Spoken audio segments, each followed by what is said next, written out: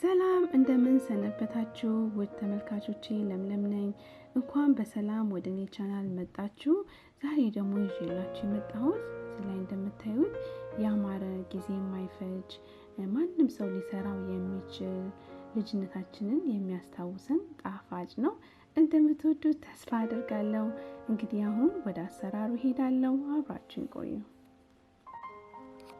ያው እዚህ ጋር እንደምታዩት ለስራው የሚያስፈልጉኝ ነገሮች አዘጋጅቻለሁ ቫኒላ ስኳር አንድ ኩባያ ከግማሽ ወተት አራት እንቁላል ተለቅ ያለ የፓምኪን ፓይ ስፓይስ ከሌላችሁ የማንኛውም የሻይ ቅመም መጠቀም ትችላላችሁ እንግዲህ አሁን ወደ አሰራሩ ሲሄድ መጀመሪያ ስኳሩን ማቅለጥ ጀምራለሁኝ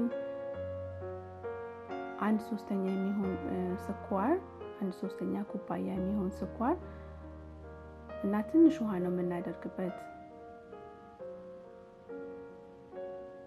1/3 የሻይ ማንኪያ ውሃ እንጨምርበታለን ያው ብዙ መጨመር ውሃ አይጠበቅብንም ስኳሩን ብቻ ለማራስ ነው የምንጠቀመው አይታችሁ የሚያስፈልጋችሁ ከሆነ እንደ ስኳራችሁ መጠን ብዙ ውሃ ለመጨመር ማለት ነው እኔ እንኳን የተጠቀምኩት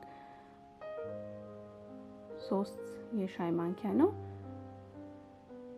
ከዛ ሲንተከተክ እንደዚህ ቢጫ መሆን ይጀምራል እና መጠንቀቅ መቻል አለብን ቶሎ ይቃጠላልና ጋዙን ቀንሰን ቢጫ እስከሚሆን ድረስ እንጠብቀዋለንና ቢጫ እንደዚህ ከሆነ በኋላ ከጋዙ ሊያወጣችሁ ማሽከርከር እንደዚህ ዞር ማድረግ እዛው ከተዋችሁት ሊጠቆር ይችላልና ከዛም ጋዙን በቃ እንዲ ቢጫ ከሆነላችሁ በኋላ ጋዙን ማጥፋት ምክንያቱም ብረድስቱ ኦሬዲ የጋለ ስለሆነ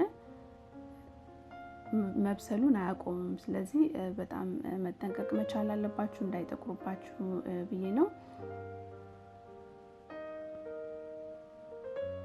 ያያችሁት ጋዙም ጠፍቶ ራሱ ከለሩ ወደ ወርቃማ ከለር መጥቷል በጣም ደስ የሚል ከለር ማለት ነው አሁን እዚህ ጋር እንደዚህ ካዞርኩት በኋላ መጋገሪያዬ ላይ ገለብጠዋለሁ እኔ ትንሽ ስኳር ነው ያቀለጥኩትኝና እናንተ እንደምትጋግሩት መጠን በርከት ያለ ማቅለጥ ትችላላችሁ ማለት ነው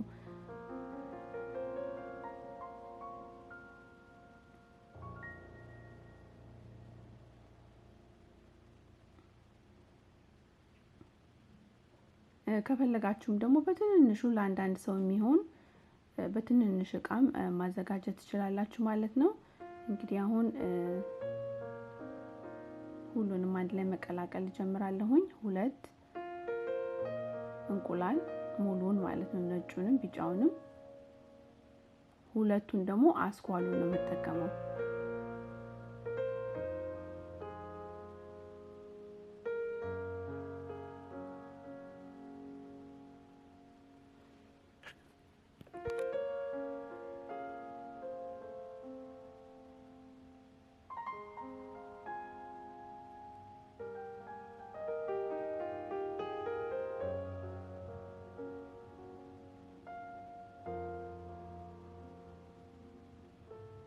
አንድ የሻይ ማንኪያ ቫኒላ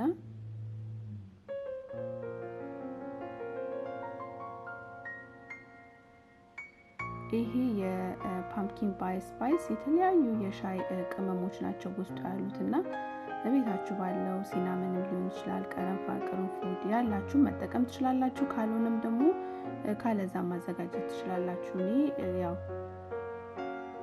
በዚህ ስለወደድኩት ነው ሁሌ በዚህ የምሰራው እንጂ ላይክ የግድ መጨመር የለበትም ስኳር 1/4 ኩባያ ስኳር ጨምሬያለሁ እናንተ እንደምትፈልጉት የጣፋጭ መጠን መጠቀም ትችላላችሁ ማለት ነው እኔ ብዙ እንዲጣፍጥ ስላልፈለኩኝ ለስለስ ያለ እንዲሆን ስለፈለኩኝ 1/4 ነው የጨመርኩት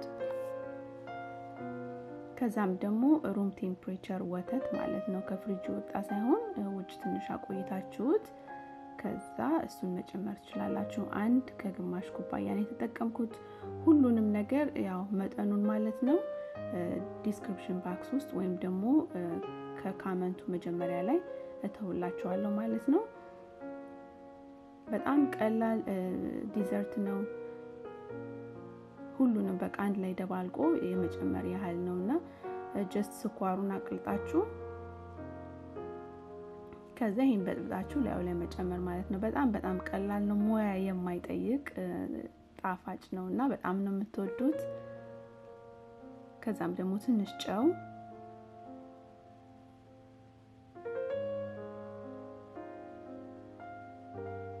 እንግዲህ እንዴት እንደምወደው ካበላሊ ራሱ ሳትረዱት አትቀሩም። ከዛ እንዲህ ከበጠበጣችሁት በኋላ ያው ምልግልግ ያለ ነገር ስለሚኖረው ከእንቁላሉ ማለት ነው የግድ በማጥለያ ማጥለል ይኖርብናል እና እሱን አትርሱ። ስሙዝ የሆነ በጣም ቆንጆ ቴክስቸር ያለው እንዲሆን ከፈለጋችሁ በማጥለያ ማጥለል ይኖርብናል። ከዛ በኋላ መጋገሪያው ላይ ጨምራለሁ ማለት ነው።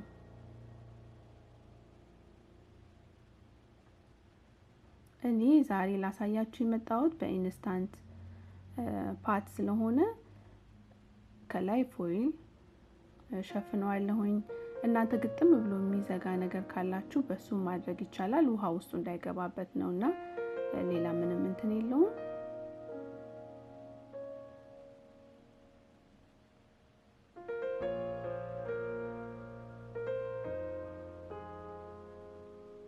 ከዛ እዚህ ላይ 2 ኩባያ ውሃ ጨምሬያለሁኝ።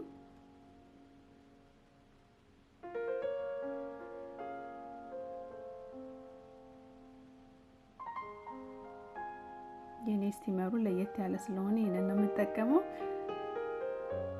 ከዛ ከላይ ስቲም ማድረጊያውን እናደርጋለሁ። ከዛ የተደባለቀውን የጣፋጭ ውህድ እዛ ውስጥ ከትና እዘጋዋለሁ ማለት ነው። ባይ ዘ ዌይ በኢንስታንት ፓት ብቻ አይደለም የሚሰራው፣ በብረት ድስትም ወይም ደግሞ በኦቨን ሁሉ ሊሰራ ይችላል ማለት ነው። ያው በብረት ድስት ምንድነው ኤግዛክትሊ እንዳደረኩት ሆኖ ትንሽ ረዘም ያለ ጊዜ ይፈጃል። ስቲም የሚለው ላይ ትመርጡና 12 ደቂቃ በሎው ፕሬሸር እናደርገዋለን። ከዛ ሚኒቱን ሲጨርስ 12 ደቂቃ ካሳረፍነው በኋላ ማለት ነው እንከፍተዋለን።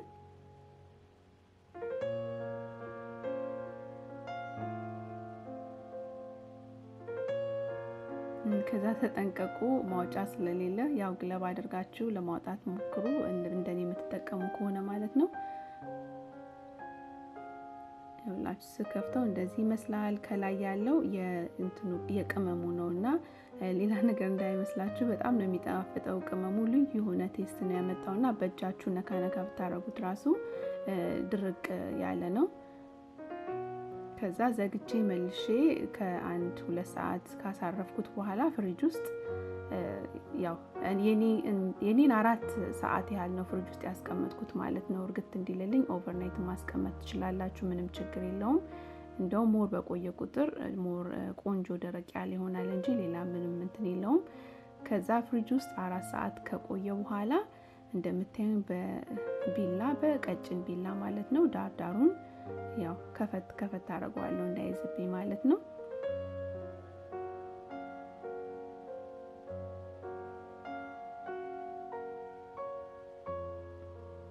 በጣም በቃ ከምትጠብቁት በላይ ነው የሚጣፍጠው። በቃ ዝም ብላችሁ ዋጥ አድርጉት ነው የሚያሰኛችሁ ማለት ነው። በዛ ላይ ደግሞ ካራሜሉ በቃ ልጅነታችንን የሚያስታውሰን ነው። በቃ ጣዕሙ በጣም አሪፍ ነው። እንደዚህ ሰርታችሁ ሞክሩት። ይኸውላችሁ እንዳያችሁት በጣም የሚያምር መልክ ነው ያለው። ከላይ ትንሽ ደረቅ ያለ ነው ያለው ካራሜሉ ማለት ነው። ሶሱንም ደግሞ ከፈለጋችሁ በርከት ያለ እንዲሆን ማለት ነው ልክ ቅድም እንዳደረኩት ትንሽ ስኳሩን ተጠብሱትና ከዛም በኋላ ትንሽ ውሃ ጨምራችሁ በሱ እንደማባያ ካነሳችሁ ማለት ነው እንደማባያ ማድረግ ትችላላችሁ። ይኸውላችሁ እንዴት እንደሚያምር ድርቅ ያለ ነው። እንግዲህ እኔ 3-4 ሰዓት ቆይቼበት ነው ማለት ነው። ከዚህ ሰዓትም በላይ ደግሞ ቢቆይ ሞድርቅ ብሎ የሚጣፍጥ ይሆናልና እንደዚህ አድርጋችሁ በቀላሉ ለልጆቻችሁ ወደ ሌላም ቦታ ስትሄዱ ሰው ቤት ይዛችሁት የምትሄዱት ሊሆን ይችላል። በጣም አሪፍ ነው። ከወደዳችሁት ላይክ ማድረጋችሁን አትርሱ። እንግዲህ ለዛሬ ያሰብኩት ስራ ይሄንን ይመስላል። ከወደዳችሁት እንደተለመደው ላይክ ማድረጋችሁን አትርሱ። በአዲስ ስራ እስከምንገናኝ ሰላም ቆዩልኝ።